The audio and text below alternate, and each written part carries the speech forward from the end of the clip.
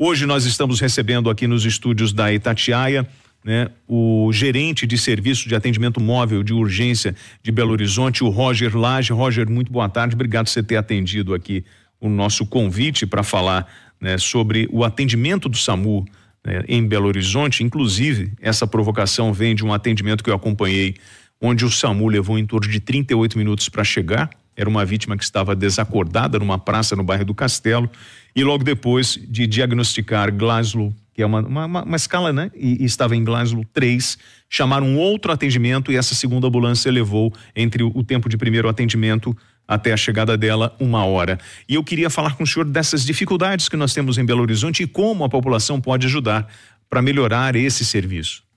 Boa tarde.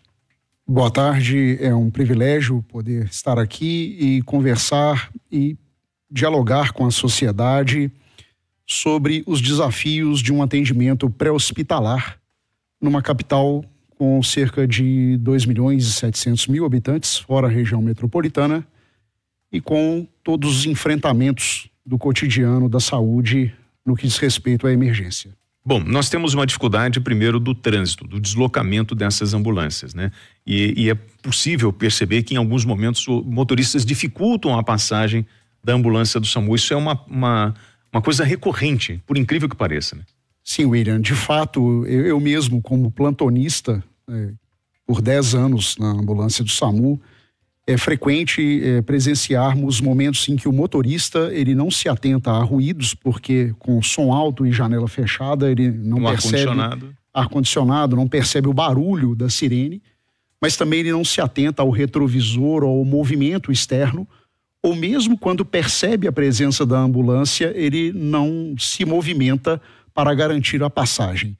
Nós, em um período aí de 2 anos anteriores, vimos nas redes sociais manifestações em países orientais, como a Coreia do Sul, por exemplo, e lá era visto que quando a ambulância se aproximava, seja do trânsito ou da multidão, automaticamente as pessoas abriam um grande vazio para que a ambulância passasse rapidamente. Isso, infelizmente, não é da nossa cultura.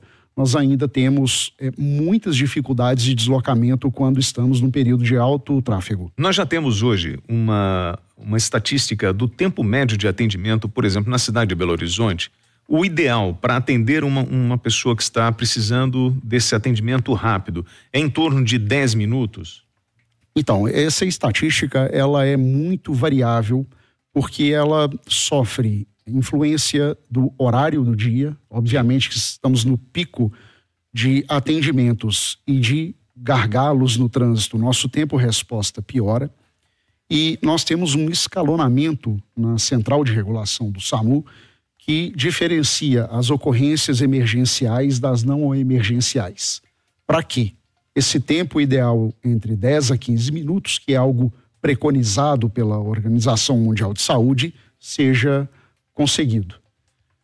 E é o tempo de 10 minutos. Exatamente. 10 a 15, dependendo da ocorrência.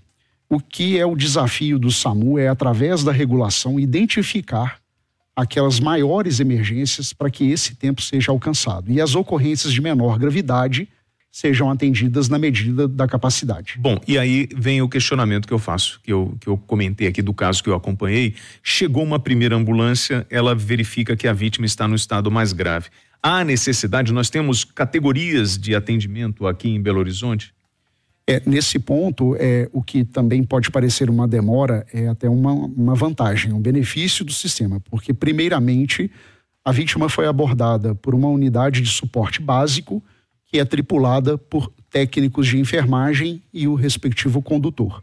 Esses técnicos iniciam os procedimentos básicos, eles são capazes até de, se for o caso, dar a primeira assistência a uma parada cardiorrespiratória, por exemplo. Mas imediatamente, seja pela parada cardiorrespiratória, ou seja por uma redução do nível de consciência, que é o caso que vamos relatar a seguir, essa unidade ela vai entrar em contato com a central de regulação, que encaminhará a seguir uma unidade de suporte avançado com um médico e enfermeiro.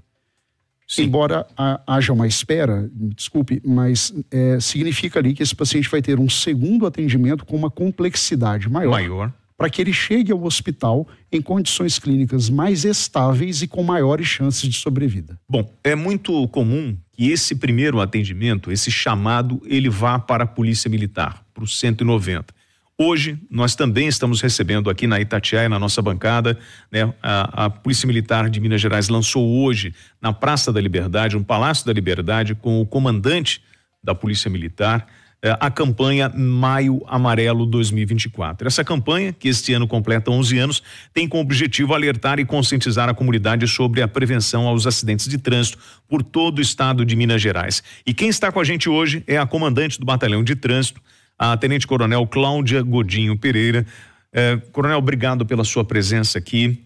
Hoje a gente tem esse grande desafio e a ponta da lança é justamente a Polícia Militar, que vai se deparando com esses acidentes. Inclusive, eu gostaria de confirmar com a senhora essa incidência de acidentes, que a gente sempre fala das estradas, né? Aqui de Belo Horizonte, que tem péssimas condições e com muitos acidentes. Mas o número de acidentes no perímetro urbano, ele é 5 vezes maior do que nas estradas, é isso? Sim. Boa tarde. Boa tarde. Agradeço a oportunidade, né, de estar aqui. Hoje nós lançamos a campanha Maio Amarelo. A paz no trânsito começa por você, é o tema da campanha deste ano. E é muito importante a gente falar sobre a conscientização. Conscientizar a população para a diminuição dos crimes e das mortes no trânsito, né? Então, a minha responsabilidade é o trânsito urbano e realmente o número de acidentes no perímetro urbano ele é muito maior. E nós temos verificado que os acidentes, principalmente envolvendo motocicletas, eles vêm crescendo a cada dia mais. E hoje nós até conversamos muito a respeito disso, que os acidentes envolvendo moto aplicativo, ele vem crescendo. E, além disso, eles estão usando o cadastro de outras pessoas. Muitos moto aplicativos inabilitados e utilizam o cadastro de pessoas que são habilitadas, cometendo o crime de falsa identidade. E eu acho que estou pegando o motor aplicativo com uma pessoa e na verdade é uma outra pessoa. É uma outra pessoa. Que pode ser uma pessoa com passagens pela polícia, com problemas na área da justiça, que usam, né, justamente dessa ferramenta de burlar o sistema para não ser identificado. Exatamente. E nós verificamos que tem muitas pessoas inabilitadas prestando esse tipo de serviço. E a nossa dica é para que as pessoas que utilizam esse tipo de transporte, que muitas vezes, né, é muito mais barato e muito mais rápido, por isso tamanho atrativo, que eles exijam dos condutores a carteira de habilitação, que não sintam constrangidos de solicitar a carteira de habilitação na categoria em que ele está pegando aquele transporte, porque é a vida deles que está em risco. Coronel, hoje eu ouvi do comandante da Polícia Militar que a Polícia Militar vai entrar em cheio nessa campanha do Maio Amarelo, com todas as ferramentas e a força do Estado, né, com fiscalização da lei seca, com fiscalização de documentação de veículo, ou seja, a tropa do trânsito já está na rua, mas agora com um foco maior para além, né, da conscientização do Maio Amarelo, também a repressão para aqueles que estão na ilegalidade. Exatamente, William. Inclusive, notícia de primeira mão, no próximo dia 10 de maio, a Polícia Militar realizará, como forma de potencializar as atividades, as operações do Maio Amarelo, ela realizará uma operação em todo o estado de Minas Gerais, com blitz de trânsito. Só aqui em Belo Horizonte, nós realizaremos no dia 10, 60 blitz de trânsito. É uma iniciativa no sentido de potencializar as operações em virtude do Maio Amarelo. Bom, para você que está acompanhando a gente agora, em 610 AM, em 95,7 no FM, para vocês que estão na live, a pergunta que fica é a seguinte: o que eu devo fazer quando eu me deparo com um acidente, com uma vítima de acidente de trânsito, seja ele um motociclista ou até mesmo um proprietário de veículo automotor que esteja circulando? Eu respondo para vocês já, logo depois do intervalo. A gente volta já. Diálogo interativo, a gente queria agradecer aí a audiência dos senhores. Nós estamos falando sobre a prevenção de acidentes e do tempo de resposta do SAMU e também da Polícia Militar. É muito comum esse tipo de chamado, esse primeiro chamado chegar para a Polícia Militar, Roger? É muito comum haver um acionamento múltiplo, né? Muitas vezes 193, 190 e 192 são acionados na tentativa mesmo do cidadão ter o mais rápido recurso para ele. Faz alguma diferença eu ligar para o 193 ou 190 ou o tempo de resposta é o mesmo? Faz diferença porque cada serviço tem a sua vocação. Tá. Nós temos uma integração na Central de Operações da Prefeitura, é onde funciona a Central de Regulação do SAMU, e lá uma interlocução constante entre polícia, bombeiro e SAMU, para que a gente evite o empenho duplicado ou até triplicado. Sim. Mas cada um com a sua vocação, ele tem o seu papel em determinadas ocorrências. Bom, comandante, a gente observa que nesses atendimentos a Polícia Militar ela acaba sendo sobrecarregada em atendimentos, né, que deveriam ser direcionados para o SAMU? Sim. O que a gente percebe, até mesmo como o Roger falou, quando o pedido ele vai direto para o SAMU, eles têm uma capacidade técnica, indiscutivelmente, né, por ser a área deles, de até mesmo fazer aquele filtro e de decidir qual recurso que ele vai mandar. Então, quando esse pedido chega para a Polícia Militar vai repassar. Ela vai fazer aquele trabalho de avisar. E a gente perde aí 2, 3 minutos nesse tipo de atendimento, em média? Sim. Por aí, né? Sem dúvida, Tenente e William. E o que acontece muito, e é uma realidade da nossa sociedade, é o entendimento para que serve o recurso. Nós temos, para que vocês tenham uma ideia, mais de 50% de ligações que não têm indicação de atendimento por ambulância. Você consegue resolver por telefone? Justamente, porque o cidadão ele precisa ter o entendimento que o recurso ambulância é muito precioso. Primeiro que poucas cidades no mundo têm esse recurso. E esta ambulância, ela é equipada, de fato, para atendimentos emergenciais. E nós recebemos diariamente mais de 30 mil chamados que não são chamados passíveis de atendimento por ambulância. Dor em extremidades, mal-estar generalizado, dores abdominais, dor de cabeça, sintomas que normalmente o indivíduo deve procurar por meios próprios. Bom, a gente vai voltar para o rádio agora, turma. Vamos voltar lá.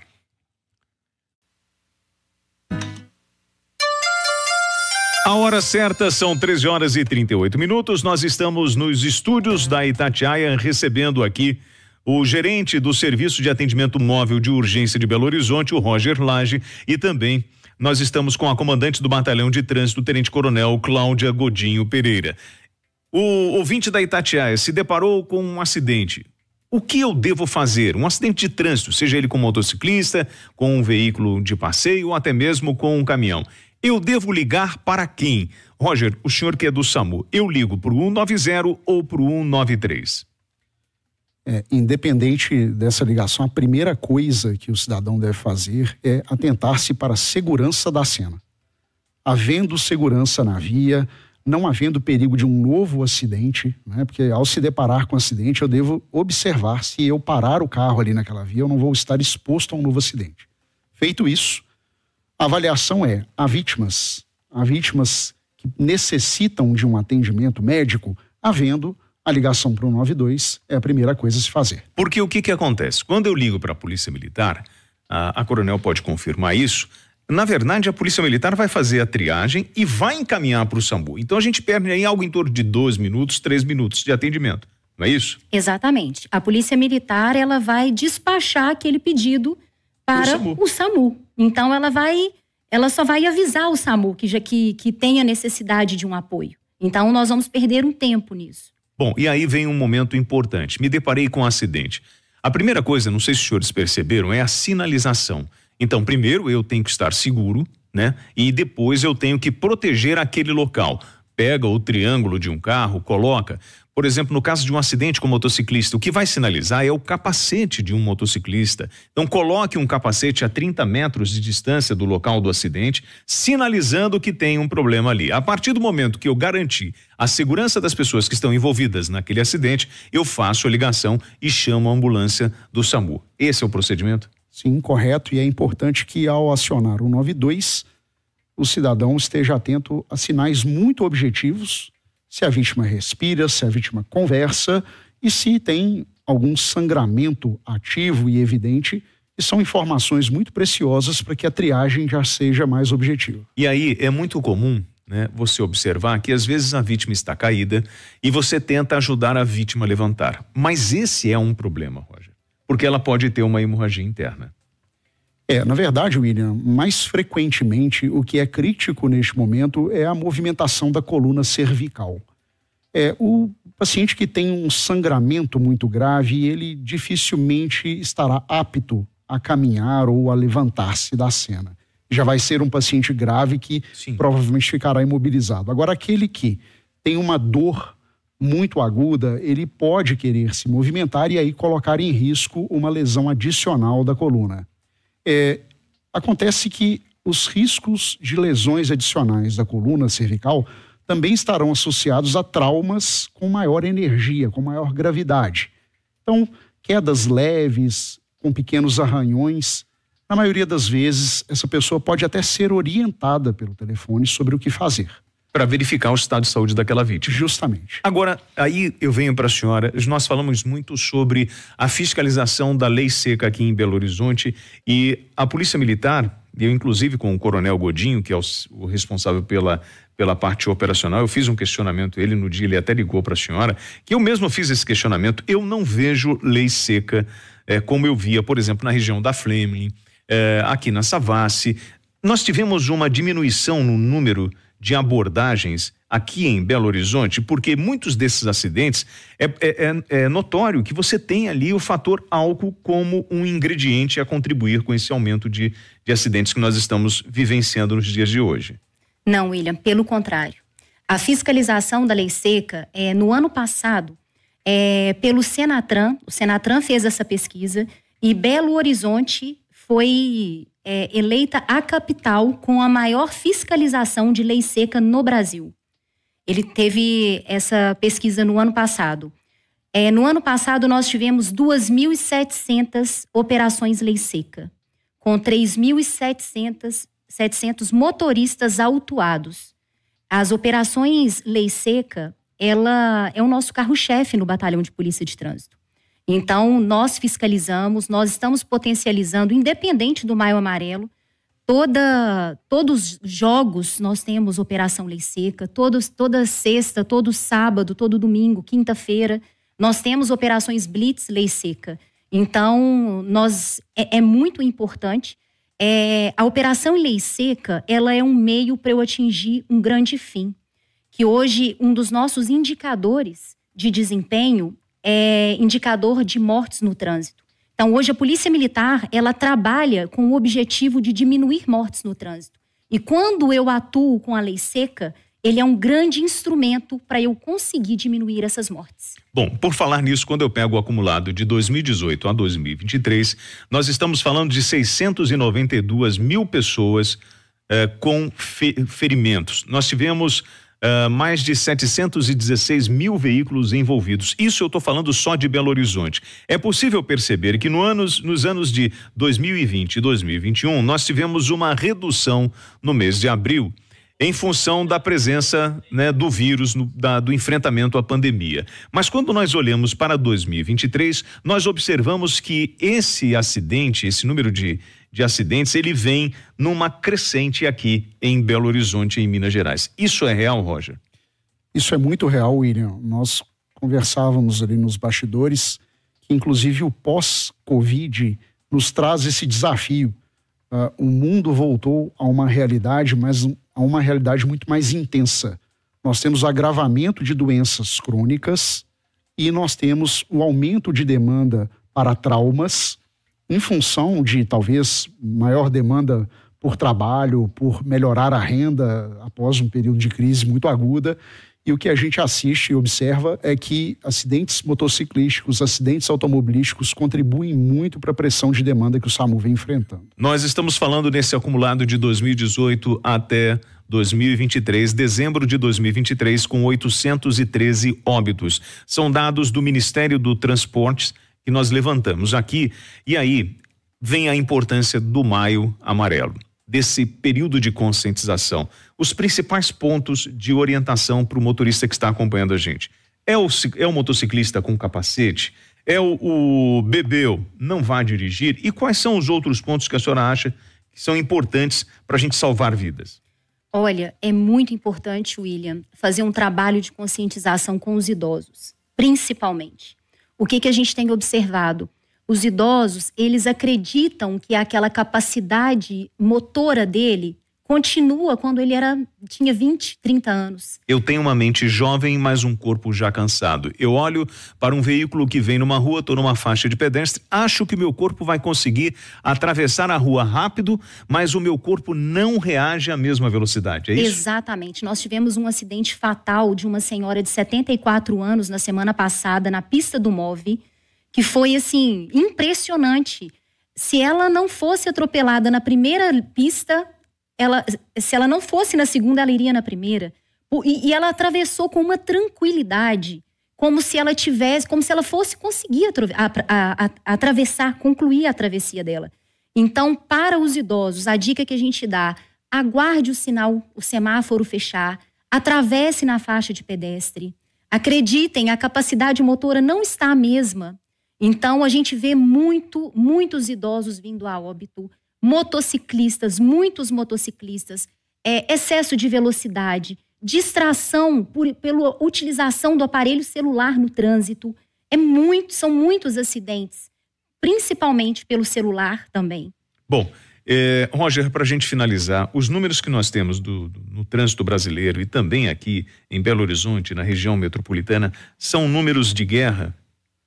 São, William. É impressionante a gravidade dos acidentes que nós atendemos dentro de Belo Horizonte.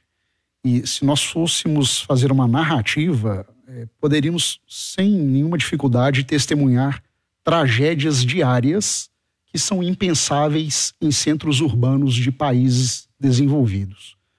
O que eu tenho de percepção é que a cidadania é um conceito que tem que ser muito desenvolvido entre nós, tanto no uso do recurso, como falei inicialmente, mas quanto na obediência e no zelo pelas regras de segurança do trânsito. Bom, Coronel, a maneira que a gente tem de contribuir como pedestre, porque em algum momento você, motorista, vai se tornar um pedestre, é transformando ou tendo a consciência que nós precisamos de mais gentileza no trânsito? Sim, muita gentileza, muita empatia, né? Se colocar no lugar do outro. Isso que você falou é muito importante. Hoje eu sou um motorista, mas amanhã eu serei pedestre. E uma das ações que o Batalhão de Trânsito, ele adota também, é uma comissão de prevenção de acidentes, que todo acidente, uma equipe vai ao local e faz uma análise daquele local. Se a sinalização não está adequada, se o alambrado ele foi quebrado pela população para poder atravessar onde não pode, se a árvore está atrapalhando a sinalização, iluminação. Então, tudo isso é feito e encaminhado aos órgãos públicos para que medidas sejam adotadas. Bom, nós conversamos com a comandante do Batalhão de Trânsito, Tenente Coronel Cláudia Godinho Pereira. Coronel, obrigado pela sua participação aqui na Itatiaia. Eu que agradeço. Agradeço também a gentileza do gerente do Serviço de Atendimento Móvel de Urgência de Belo Horizonte, o Roger Lage. Roger, obrigado aí pela sua participação aqui também. Também agradeço a oportunidade, William. E eu reforço aqui o compromisso da Itatiaia em participar deste Maio Amarelo, dando voz a todas as instituições e abrindo espaço para que a gente possa discutir isso e ajudar na redução do número de acidentes, não só aqui em Belo Horizonte, como também em toda a região metropolitana.